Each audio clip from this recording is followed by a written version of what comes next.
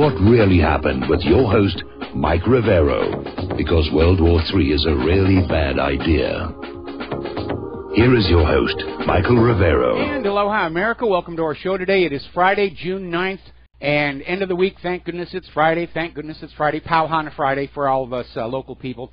We have a lot of stuff to talk about today, and the phone lines are open, 800-313-9443. Mike is in our control room, twiddling the dials, keeping us out of trouble, ready to answer the phone when you call on in. A couple of quick program notes. Of course, this being Friday, the lovely Lady Claire will be joining us in hour number 3.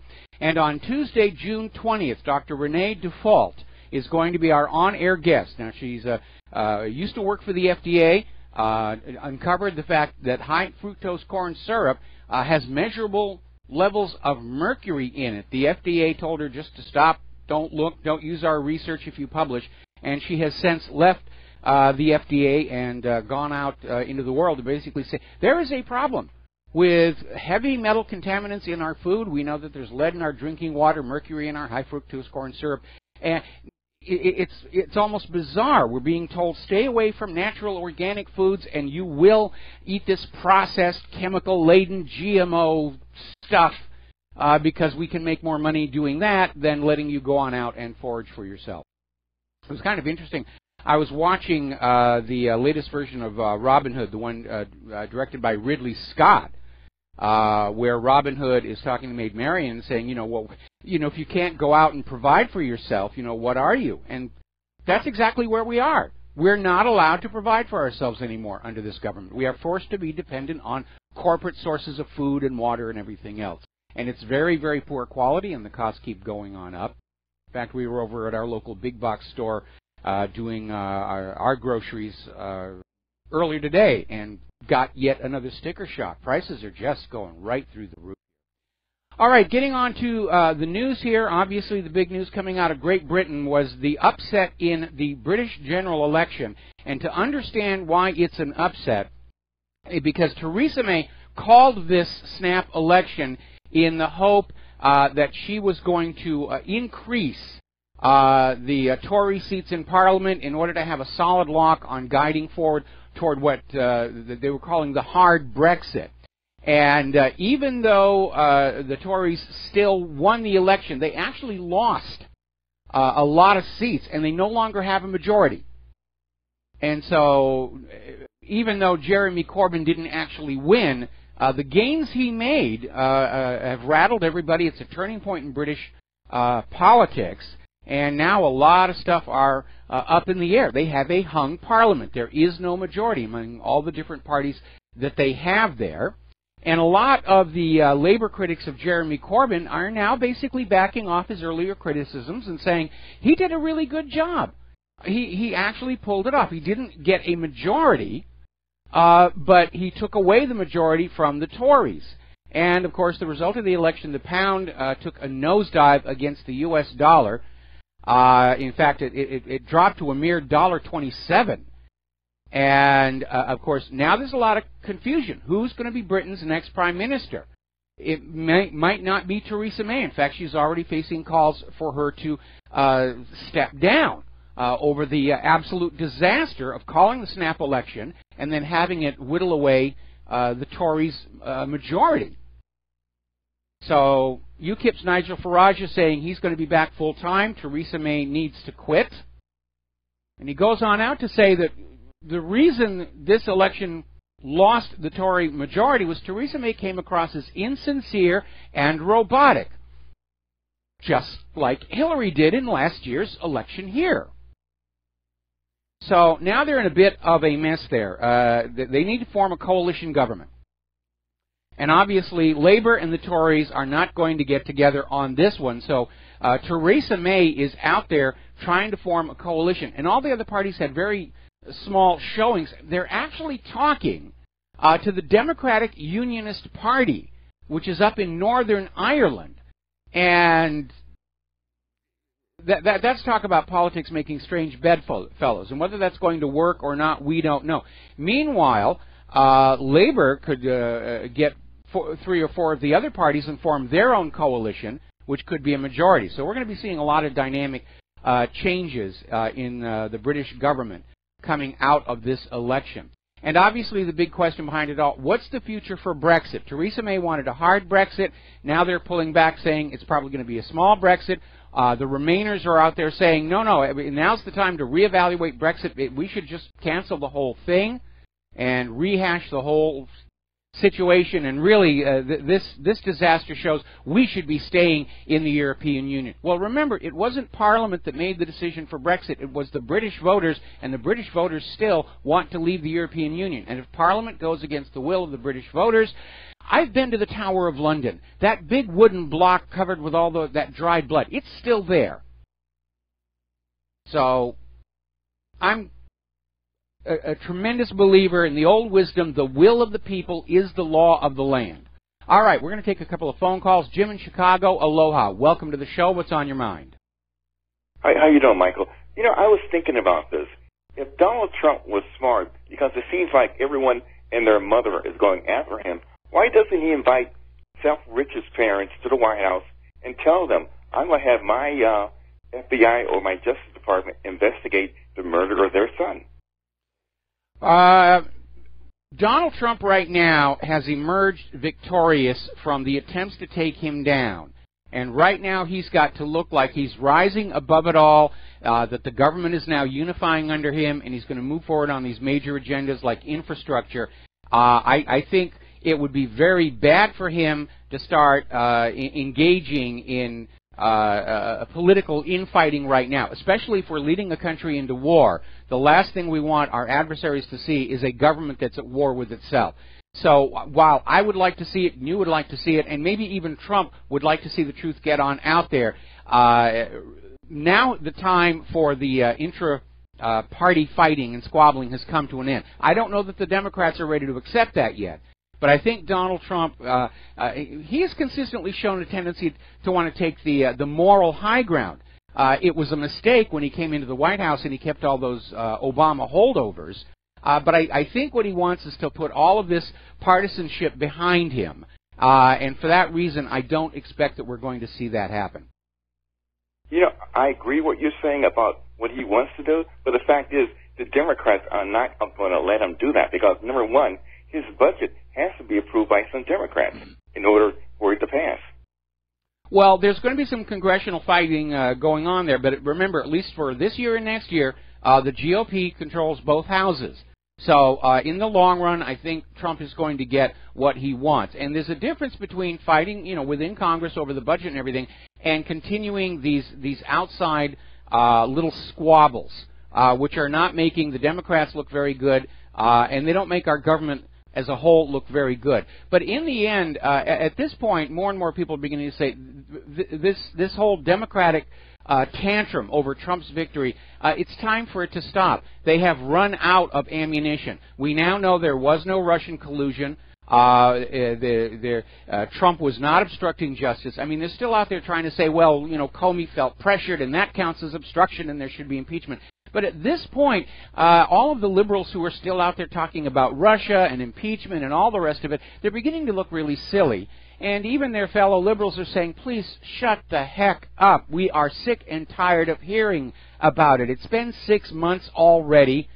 Get over it.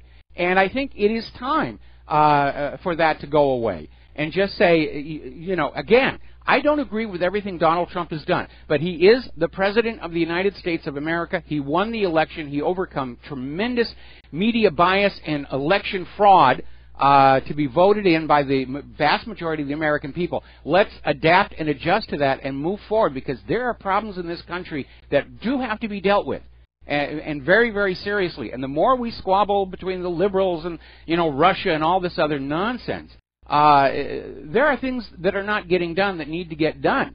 In fact, we've seen so much partisan infighting, it's almost like the government ground to a halt while they were flinging mud balls at each other. And, yeah, I want the truth of Seth Rich to come on out. I don't see Donald Trump doing it. I think what he's going to do is just sort of bask in his vindication and victory and say, okay, that's all old news now. Let's move forward on infrastructure and the rest of his agenda, because that was a big reason for the liberal Democratic tantrum. They wanted to prevent Donald Trump from accomplishing any of the things that he promised during the campaign trail so they could attack him during the midterms next year and in 2020 come on in and say, Donald Trump is a failed president. Look at all the things he said he was going to do, and he couldn't do any of them. So basically, at this point, I think we're going to start seeing a new Donald Trump, and I don't think we're going to see him stooping down to that level that we've seen the liberal Democrats in. He's going to send a message that the GOP are above this sort of nonsense. They're not really, but that's the image they're going to be selling, I think. In the final thing, Theresa May is looking like Hillary Clinton. Yes, that there's been a lot of similarities. Well, like, Nigel Farage said she was insincere and robotic. Perfect description for Hillary in the last election. All right, we're going to switch over to Mike in Alaska. Aloha, Mike. Welcome to the show. What's on your mind? Yeah, Mike, as far as GMO, I've been eating a lot of moose and caribou, and that's about the only thing as far as an animal you can get that hasn't been fed all kinds of nasty stuff. So Hawaii also has a lot of those wild pigs and stuff, and people have to look around at what's outside, what's around them. I mean, you can't get it everywhere, but there's quite a few places, quite a few states that have the opportunity to hunt or fish or... Well, that's only for a very tiny portion of the population that knows how to hunt, and yes, we are allowed to hunt wild boar here. Unfortunately, because our island is used as a testing ground by all the GMO companies, we don't know what the wild boars have been eating, but they are very, very tasty. You're only allowed to hunt them with bow and arrow, though. You're not allowed to use firearms. Mike, as far as Comey goes, I don't think a whole lot will change. There are, like you mentioned, some liberals out there saying, okay, this is it, this is enough, we won't get fooled again. But, it's a mental thing. And it always comes back to kind of this, Plato versus Aristotle type, the people who want the Shangri-La utopia, they want the world to be as they hope, as they want, and the people who see it for what it is or make observations. Yes. And, Gilad Otzman talks about that a lot in his book, Being in Time, in fact. He makes that point. Says that's the difference between the liberals and the conservatives. The liberals are the utopianists. They want the entire world to be as they imagine it could be, even if they have to arm twist everybody else to go along pretending that this is all about. The conservatives tend to be more down to earth, and this is what we're actually dealing with. Let's fix it and stop playing make-believe. Exactly. I mean, and I like to read that old stuff, and, people like Aristotle, it kind of leans more to the conservative mind, but that's also scientific. Yes. One of the preeminent, first, he did all the taxidermy on all the different types of animals and animal kingdom and making observations and scientific method. Yeah, but he did kind of mess it up saying that the Earth did not move. That was a big goof that Aristotle made, and it screwed up science for several hundred years. But he didn't get into any gender fluidity, and when he talked about animals, he just said this is a male, and this is a female, and this is reproduction. Gender is a physical thing. It was certainly in ancient time. It's the liberals who are out there saying, I can pretend to be anything I want. I may be in a man's body, but I can be a girl. Or, taking it to more extremes, I can be somewhere in between, or I can actually be a bunny rabbit inside, and all this other nonsense. But it's a complete disconnect from the real world. Anyway, Mike, thank you for the call. We're going to let you go. We need to do a shout-out to our on-air affiliates who are just now rejoining our network. So let's get on to Comey's testimony. I disagree with that last caller. This has been a major, major upset between Comey's testimony yesterday and the hearings before. Basically brought this entire liberal, Democrat, Hillaryite house of cards of Russian collusion and obstruction of justice crashing down.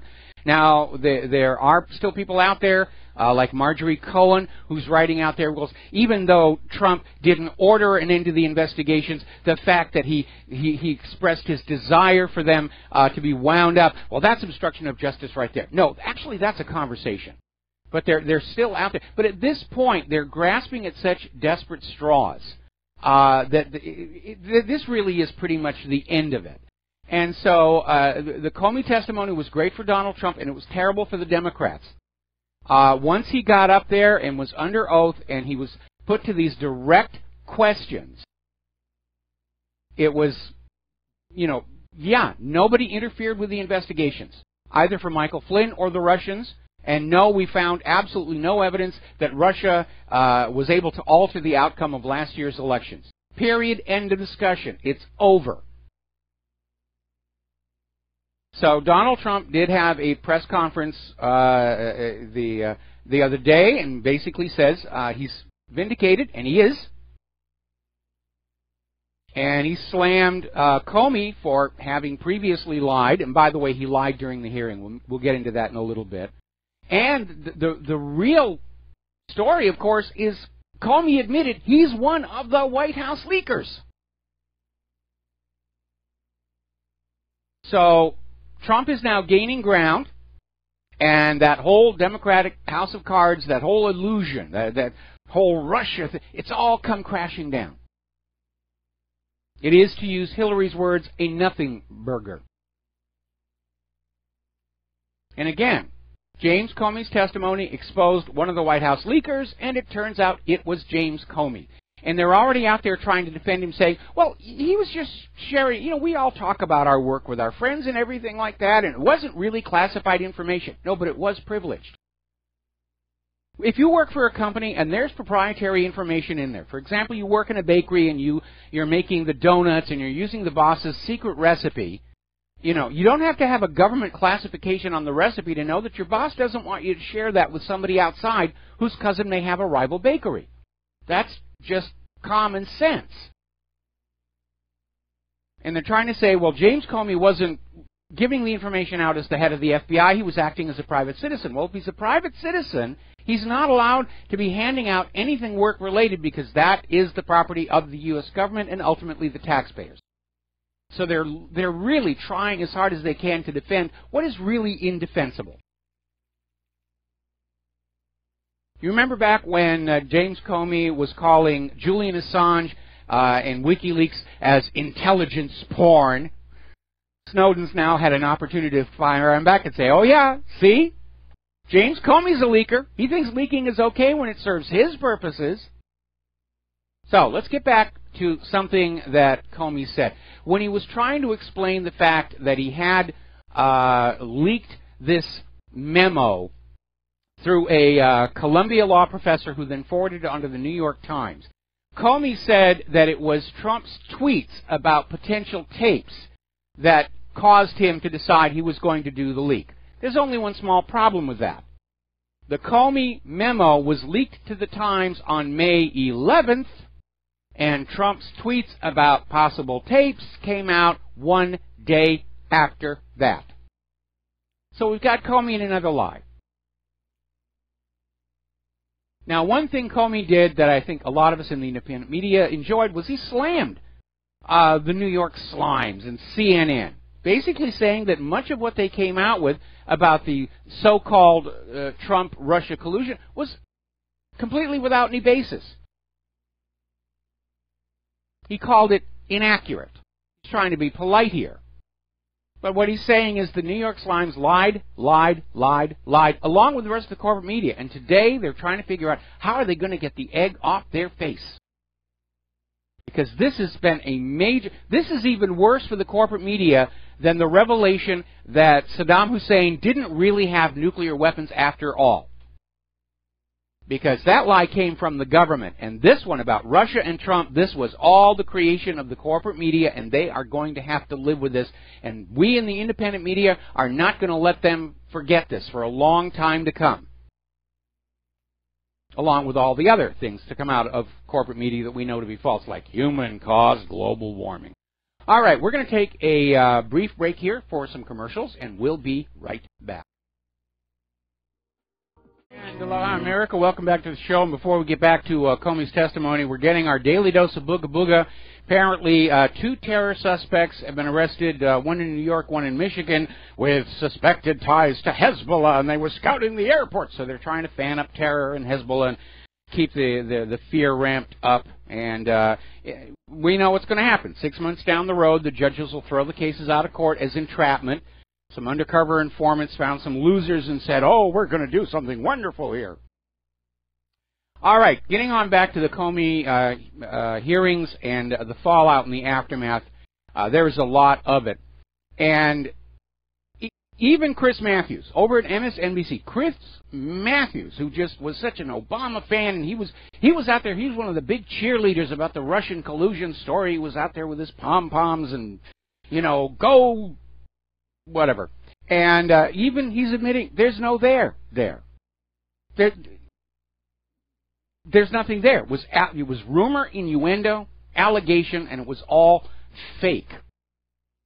And Matthews is saying that the liberals lost this whole collusion story yesterday. Now they're trying to spin it over to, oh, well, maybe the Russian thing didn't actually happen, but there was obstruction. There was obstruction. Well, no, there wasn't obstruction. Comey said nobody told him to stop or alter any investigations. So where are they going to go from this? Well, apparently, again, over at MSNBC, the hosts of Morning Joe went back to the story that Donald Trump is mentally ill and has to be removed under the 25th Amendment. They're beating that dead horse to the point where you don't even recognize it's a horse anymore, which means it'll probably be served up by some local fast food restaurant in the next couple of days here. But that's where they're grasping at straws. Next, they're going to say he's a space vampire eating live babies or something. I don't know. Now, the big revelation that came on out was that Comey is a leaker. He's one of the leakers. He admits leaking this one document to this professor at Columbia, who, by the way, has now gone into hiding, doesn't want to talk to anybody about this, who then forwarded it to the New York Times. We don't know what else Comey leaked. We know he lied about the reasons that he gave this memo to that Columbia professor to give to the New York Times. For all we know, he may have been the majority of these leaks that were being used to damage Trump. And that, of course, would be a firing offense right then. It doesn't have to be classified information in there. They're privileged conversations. So, Donald Trump's personal attorney, Mark Kasowitz, is filing a legal complaint against former FBI Director James Comey for orchestrating a leak to the New York Times in hopes of spurring the appointment of a special counsel. This is the head of the FBI playing politics, which is not his job. And Newt Gingrich is already out there saying Congress should just shut down that independent counsel because it was created by Comey's manipulation. It was created on the basis of a fraud. It's poisoned fruit. And I'm in agreement on that one. The Senate found no evidence of Russian collusion. Neither did the FBI. Special counsel's not going to do any better. It's just another excuse to hash a bunch of rumors and innuendo and all this other nonsense that's going on out there. Now, over at Judicial Watch, Chris Farrell, their Director of Investigations and Research, was interviewed by Lou Dobbs over on Fox News last night, and basically is saying that FBI agents, some actively serving, some recently retired, have been reporting consistently they consider Comey to be a dirty cop. And that certainly seems consistent with this idea that he was protecting Hillary Clinton, although now he's trying to drop the blame for that onto Loretta Lynch. So it's all starting to come on out. Corey Lewandowski is saying Comey is part of the deep state. Yes, he's all tangled up with that drug cartel. Remember, HSBC. More about this when we come back. Hi, America. Welcome back to the show here. So we're talking about Corey Lewandowski saying Comey is part of the deep state and has zero credibility. That's absolutely true. Now, a lot of people are trying to figure out what exactly is the deep state, and we don't really know, but we know what parts of it are. And one of the major components of the deep state is this CIA, cocaine, Bush, Clinton cartel that has been running a significant part of the country going all the way back to the mid-1980s. starting with that operation out of Arkansas to smuggle untraceable military weapons down to Nicaragua, all of it being funded by tons of cocaine that were brought back into the United States of America and sold to our children. And it made everybody enough money to reshape American politics. It's a replay of how alcohol money during Prohibition reshaped American politics. And that's a big part of it. And they're trying to protect that whole situation. Now, think about the relationship between the Clintons and Loretta Lynch and James Comey. Because Loretta Lynch, before she was the Attorney General, she was the U.S. Attorney that basically gave HSBC a free pass when they got caught laundering drug money. And who was on the board of directors of HSBC when they were laundering the drug money? James Comey. Do you see how it all comes together? We have a narcocracy that has been ruling this country, and now their grip has slipped, and that's why they are in such a panic. And yes, you deal with anybody who's involved in the drug trade, they're going to have zero credibility. They've got too much money, they're money junkies, they may even be using their own product, we don't really know. All right, let's take a quick phone call. Mike in Ohio, aloha, welcome to the show, what's on your mind? Hey, aloha, it's been a long time. 4 quick things real quick, I know you're busy. About a decade ago, can you hear me good? I hear you just fine. Okay, about a decade ago, I came across your site. I want to make a point out to this. Nobody's 100% correct. But you gave me the edge to look out certain areas and situations throughout the world. I was never geopolitical, if that's a word. I don't know if that's the correct word to use. Yes, that is the correct word. So I passed on to my nephews and so on. Okay, next thing. Yeah, everybody knows Comey's a stooge, going back to the Clintons. Takes about 30 minutes on the Internet. Thank God for the Internet, but not for Theresa May. You know what I'm talking about. Yeah, I know what you're talking about. And third, I'm not happy with Trump. I worked for Donald Trump, believe it or not.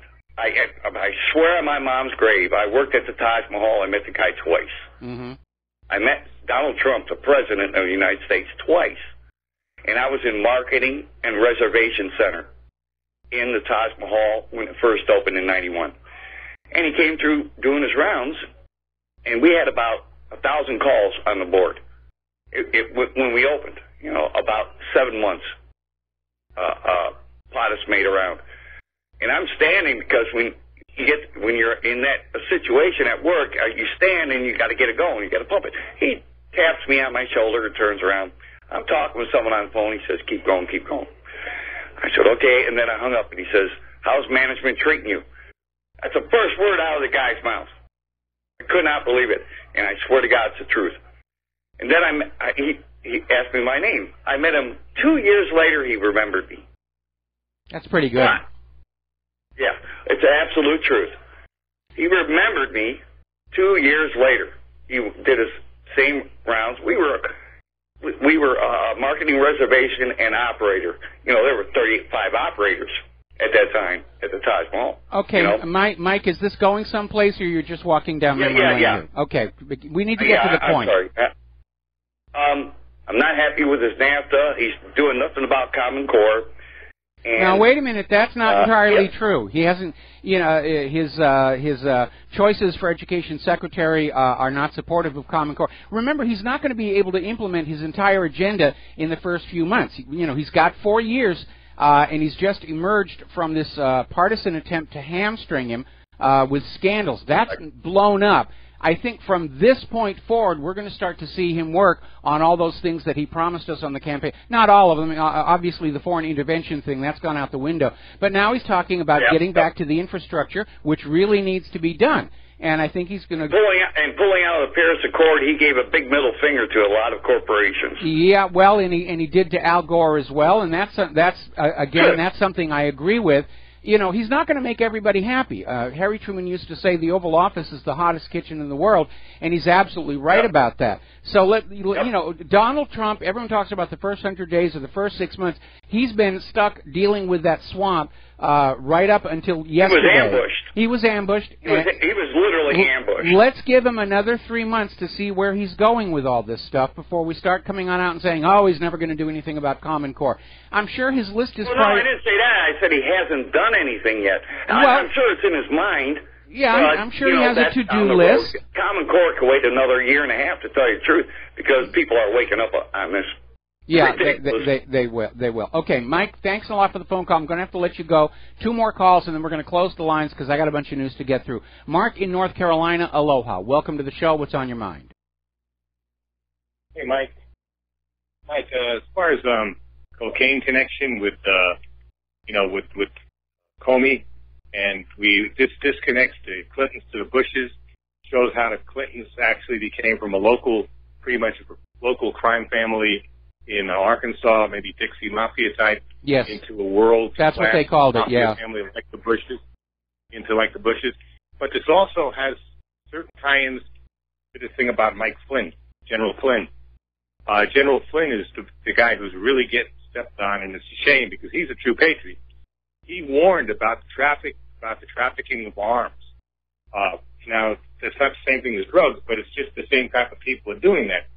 Trafficking of arms to these terrorists in the Middle East.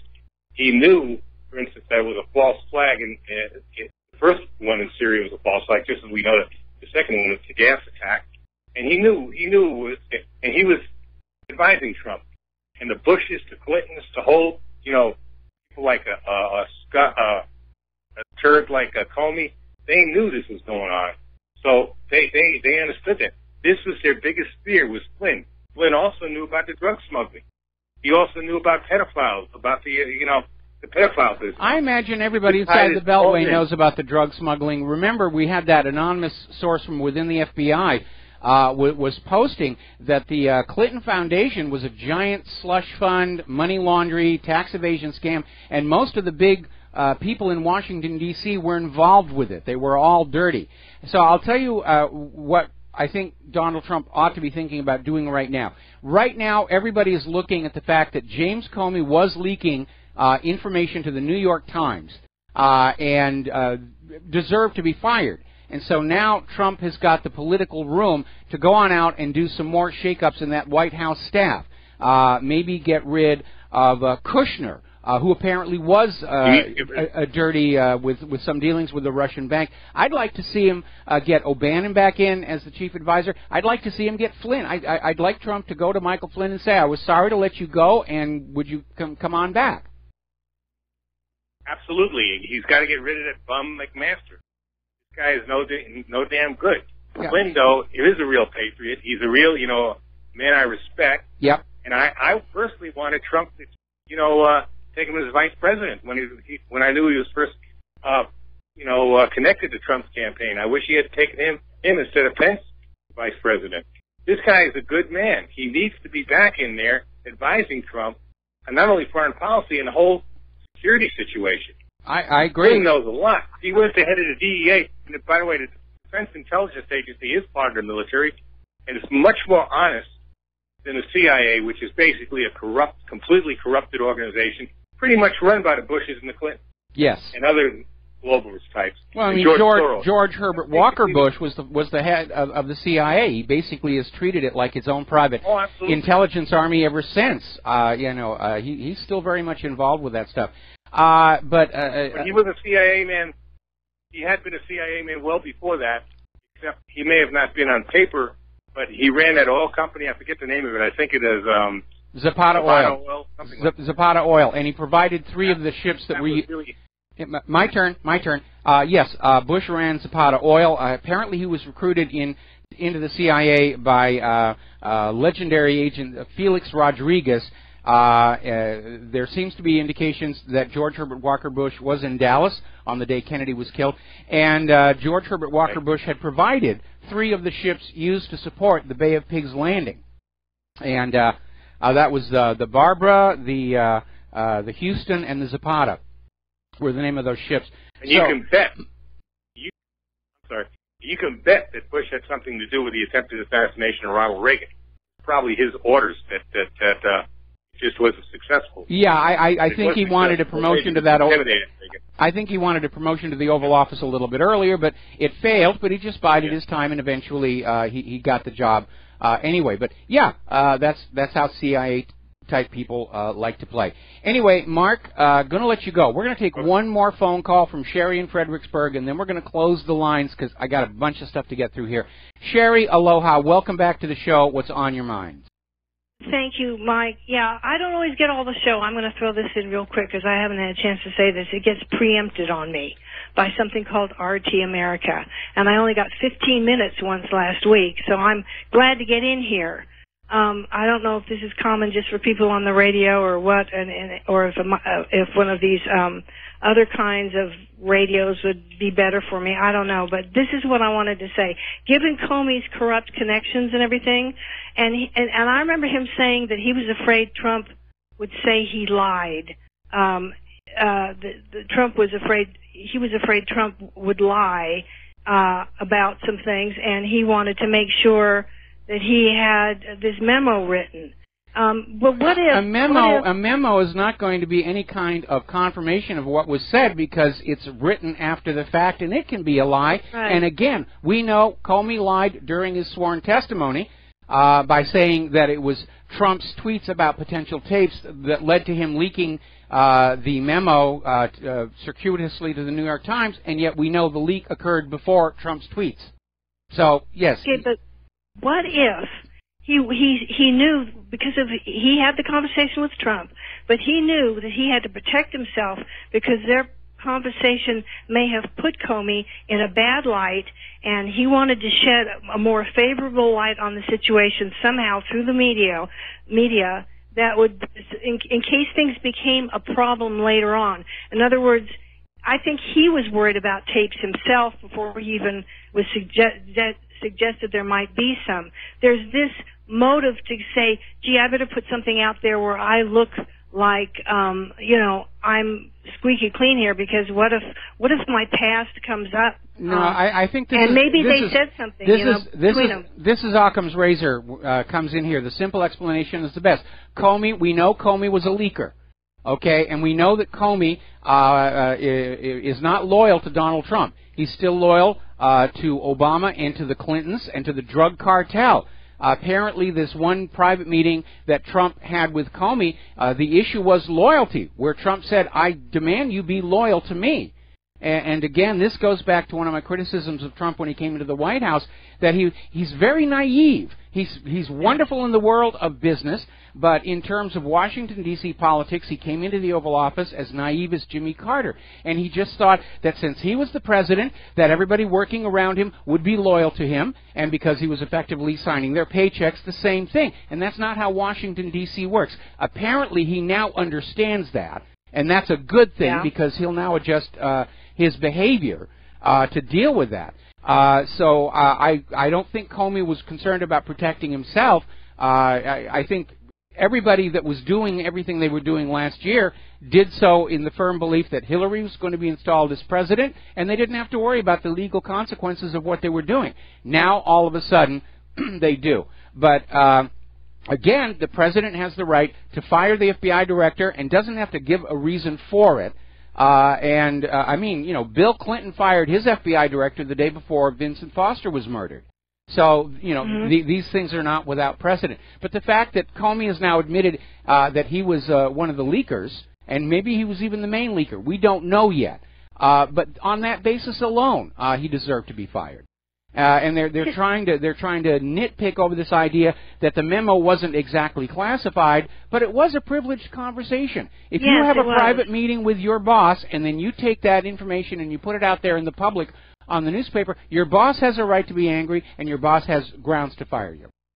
Right, and I think Comey was trying to cover his tush. But today, Trump said he never brought up this, you've got to be loyal to me. He was a Clinton guy. And so he just wanted to make, I guess it wasn't, the media, this is another thing that bothered me, is the media takes something and they say, okay, the big headline, Trump lied. Never mind the context. Here's something else. Comey has asked his friend to publish this. The media said, it wasn't his friend's idea. They made it sound like he just turned this over to his friend for safekeeping or something, and his friend decided to publish it. That wasn't true. No, that absolutely is not true. It absolutely is not true. I mean, everybody, you need to go back and actually watch a replay of Comey's testimony or read the transcript, because if you're relying on the corporate media to tell you what happened in that hearing, you're not getting it. You're getting what the corporate media wanted to have happen in that hearing. That's right. And the bovine excrement is just flying in all directions. Oh, Sherry, thank you for the call. We're going to let you go here. Thank you. All right, so coming up in a commercial break, to sum up what we have learned from Comey's hearings, Trump was never under investigation. Trump did not obstruct justice. Trump did not collude with Russia. Russia did not alter the election outcome last year. Comey leaked his own memo. Loretta Lynch pressured Comey to cover for Hillary Clinton. There was ample evidence to put Hillary in jail, but Comey chose not to pursue it. Actually, it wasn't up to him. It was up to Loretta Lynch. CNN and the rest of the corporate media have been lying and making things up all this entire time.